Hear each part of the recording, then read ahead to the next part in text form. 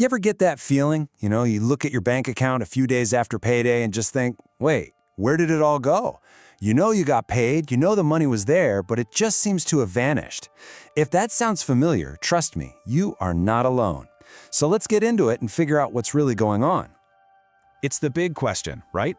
Why is it so incredibly hard to save money, even when we totally mean to? Well, the good news is, it's probably not a personal failure. This is something a ton of people struggle with, and a lot of it just comes down to the weird ways our brains are wired. The biggest reason to save is pretty simple. Life is just completely unpredictable. One minute everything's fine, and the next your car needs a new transmission, or you've got a surprise medical bill. Saving isn't really about depriving yourself, it's about buying yourself peace of mind, so that a potential crisis just becomes, well, an inconvenience. So here's how we're going to break this down. First, we'll look at the savings paradox. Then we'll dive into what's happening in your brain when you spend. After that, we get to the good stuff, building your financial safety net. And finally, we'll talk about how to really level up your savings as you earn more. Okay, so this brings us right to the heart of the problem. We all know we should save. We hear it all the time, we plan to do it, we tell ourselves, okay, this is the month. And yet, when it comes time to actually move that money over, something gets in the way. Our good intentions just don't seem to line up with what we actually do. And here's the kicker.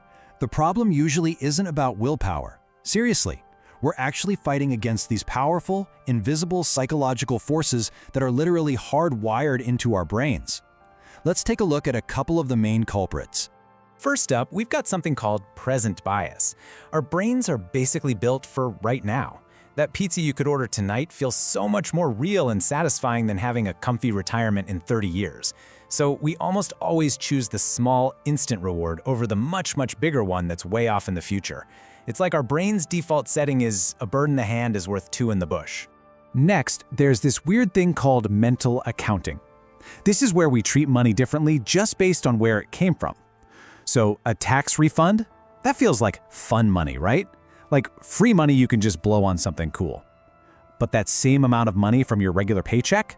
Oh, that's serious money for bills. But here's the thing, it's all just money. It doesn't matter where it came from.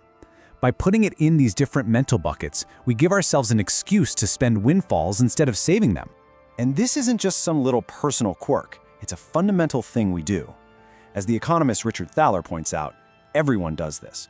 From a massive company like General Motors, all the way down to, well, us trying to manage our own finances. These little mental systems have a huge impact on our choices. And that brings us to the last big one, lifestyle creep. So you get a raise at work, awesome. But then a funny thing happens. Your spending just kind of rises to meet that new income. A nicer car, more dinners out, better vacations. Before you know it, you're earning more money, but you're saving the exact same amount, or maybe even less. Your retirement just got more expensive, but your savings didn't get the memo. Okay, so we figured out that our brains are kind of working against us here. It's not that you're bad with money, it's just that you're human. But here's the most important part. Once you know about these biases, you can start building systems to outsmart them. So let's talk about the practical, real-world solutions. All right, this is where we go from understanding the problem to actually doing something about it. And the first, most important step, the absolute foundation of your financial life, is building an emergency fund. This part is completely non-negotiable. An emergency fund is, well, it's exactly what it sounds like. It's a pile of cash that you only touch for real, unexpected emergencies.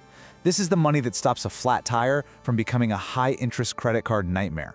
It's your financial cushion, your buffer against all the curveballs life is going to throw at you. So how much are we talking about here? Well, the general rule of thumb is to have about 3 to 6 months worth of your essential living expenses tucked away. And by essential, I mean your rent or mortgage, your utilities, groceries, transportation, the bare bones stuff you need to live. Figure out that monthly number, and boom, that's your target. Now, I know that number might sound huge, but starting is way easier than you think. The number one thing you can do? Automate it. Set up a transfer to your savings account for the day after you get paid. It happens without even thinking about it. You can also use Roundup apps. Funnel any extra cash, like a bonus, straight into that account. Or just try cutting back on one thing, like takeout, for a little while. Remember, it's all about progress, not perfection. Okay, and where you keep this money is super important. You need it to be safe, but you also need to be able to get to it quickly. A high-yield savings account is pretty much perfect. What you absolutely don't want to do is invest it in the stock market. It's way too risky for emergency cash. And don't lock it up in something like a CD where you'll get hit with a penalty if you need to pull it out early. So once you've built that emergency fund, that amazing safety net, it's time to deal with that other sneaky problem we talked about, lifestyle creep. What do you do when you finally get that raise you've been working so hard for? There's this really clever but simple rule of thumb from Morningstar Research. It's called spend twice your years to retirement. The idea is pretty simple. You take the number of years you have left until you plan to retire, double it, and that number is the percentage of your raise that you're allowed to spend. The rest? That goes straight to savings. Let's make that real for a second. Let's say you're 55 and you want to retire at 65. That's 10 years away. Double that is 20. So the rule says you get to spend 20% of your raise, but you need to save the other 80%. See how that works? The closer you get to retirement, the more of that new money has to go into savings because it has less time to grow. Now check out this table, because it shows how dangerous a raise can actually be if you're not paying attention. Take a look at John. He was totally on track for retirement, then he gets a raise, doesn't change how much he's saving, and all of a sudden, he's behind schedule. Wild, right? The same thing happened to Donna and Stephanie. Their spending went up, but their savings didn't. It's only when they purposefully saved a big chunk of that raise that their situations actually got better. So when you boil it all down, the big idea here is that saving isn't about punishing yourself today. Not at all. It's about empowering your future self. It's about turning the volume way down on financial stress and just giving yourself the freedom to deal with whatever comes your way. Okay, so let's just quickly run through the key takeaways. First, cut yourself some slack. Your brain is wired to want stuff now, and that makes saving tough. So your first mission, if you choose to accept it, is to build that 3 to 6 month emergency fund. The absolute easiest way to do that is to automate it so you don't even have to think about it. And have a plan for every single raise to beat lifestyle creep. And always remember, saving isn't about losing money today. It's about buying your freedom tomorrow. So I'll leave you with this question. Forget about the huge, overwhelming goal for just a minute.